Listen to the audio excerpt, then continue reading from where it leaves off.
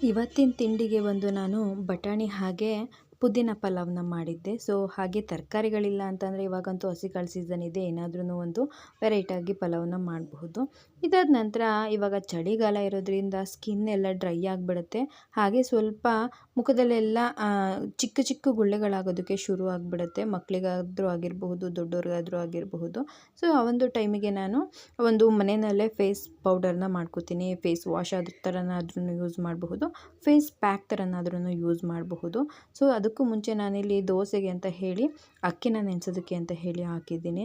So ತುಂಬಾ ಚೆನ್ನಾಗಿ ಬರುತ್ತೆ. ಈ ಅಕ್ಕಿ ಜೊತೆಗೆ ಉದ್ದಿನಬೇಳೆ ಮತ್ತು ತೊಗರಿಕಾಳು ಮತ್ತು ಕಡಲೆಬೇಳೆ ಏನಿರುತ್ತೆ ಅದನ್ನು ಹಾಕಿದ್ರೆ ತುಂಬಾ ಚೆನ್ನಾಗಿ ಬರುತ್ತೆ.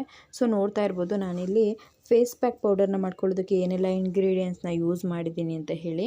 ಮೊದಲನೇದಾಗಿ ಕ್ವಾಂಟಿಟಿ ಮೆಷರ್ಮೆಂಟ್ ಬಂದು ನಾನೆಲ್ಲ ಒಂದು ಸ್ಪೂನ್ನ ತೊಗೊಂಡಿದ್ದೀನಿ. ಹಾಗೆ ರೈಸ್ ಮಾತ್ರ 2 ಸ್ಪೂನ್ನ ತೊಗೊಂಡಿದ್ದೀನಿ. ತೊಗರಿಬೇಳೆ, ಕಡಲೆಬೇಳೆ, ಹಾಗೆ ಕಡಲೆ, ಹೆಸರು ಕಾಳು ಮತ್ತು ಹಾಗೆ ಸ್ವಲ್ಪ ಉದ್ದಿನ ಕಾಳು ಮತ್ತು ರೈಸನ್ನು ತೊಗೊಂಡಿದ್ದೀನಿ. ಉದ್ದಿನ ಕಾಳು ಯಾಕೆ ಅಂತಂದರೆ ನಾವು ಫೇಸ್ ಪ್ಯಾಕ್ ಅಪ್ಲೈ ಮಾಡಿದಾಗ ಮುಖನ ಸ್ವಲ್ಪ ಸ್ಕಿನ್ ಟೈಟ್ ಆಗುತ್ತಲ್ವ, ಅದಕ್ಕೆ ಯೂಸ್ ಆಗುತ್ತೆ. ಮತ್ತು ಇದನ್ನೆಲ್ಲ ನಾನು ಯಾವುದೇ ರೀತಿಯಾಗಿ ಡ್ರೈ ರೋಸ್ಟ್ ಕೂಡ ಮಾಡ್ತಾಯಿಲ್ಲ, ಏನಿಲ್ಲ.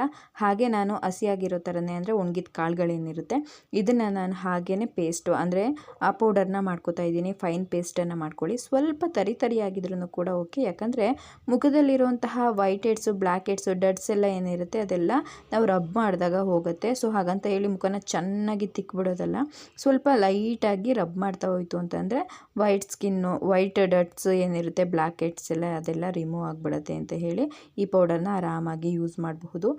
ಸ್ವಲ್ಪನೇ ಮನೆಯಲ್ಲೇ ಇರ್ತೀವಲ್ವ, ಯಾವಾಗ ಬೇಕಾವಾಗ ಯೂಸ್ ಮಾಡ್ಕೋಬೇಕಾಗಿರುತ್ತೆ. ಸೊ ಇವತ್ತು ನನ್ನ ಮಗಳು ತುಂಬ ಅಳ್ತಾ ಇದ್ಲು. ಇದು ನಾವೇನೋ ಬೈದ್ವಿ ಅಂತ ನಾಟಕಕ್ಕೆ ಅಳ್ತಾ ಇರೋದು, ಬಟ್ ಇದೊಂದು ವೀಡಿಯೋನ ನಾನು ಡೈರೆಕ್ಟಾಗಿ ಫೋನಲ್ಲಿ ನೋಡಿದಾಗ ಒಂಥರ ಮನಸ್ಸು ತುಂಬಾ ಸಂಕಟ ಅನ್ನಿಸ್ತಾ ಇದೆ. ನಾವೇ ಹೆತ್ತಿರೋ ಮಕ್ಕಳು ನಮ್ಮ ಕಣ್ಮುಂದೆ ಈ ರೀತಿಯಾಗಿ ಅಳ್ತಾ ಇರೋದನ್ನು ನೋಡೋದಕ್ಕೆ ಖಂಡಿತವಾಗ್ಲೂ ಎಷ್ಟು ಕಷ್ಟ ಆಗುತ್ತೆ ಅಲ್ವಾ. ಅವಳು ಸುಮ್ಮನೆ ನಾಟಕ ಮಾಡಿ ಅಳ್ತಾ ಇದ್ದಾಳೆ, ಏನಕ್ಕೋ ಬೈದ್ವಿ ಅಂತ ಹೇಳ್ಬಿಟ್ಟು.